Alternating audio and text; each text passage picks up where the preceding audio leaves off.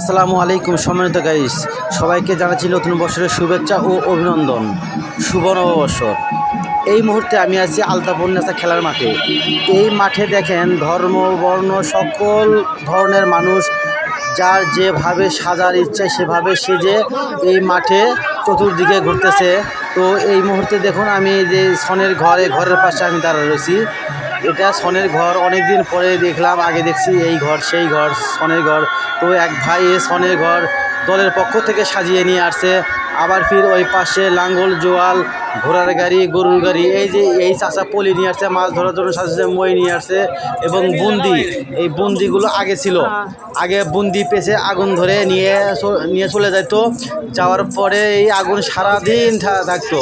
যখন যখন যখন মন চাইতো বিড়ি ধরে বুন্দি থেকে বিড়ি লাগাইতো।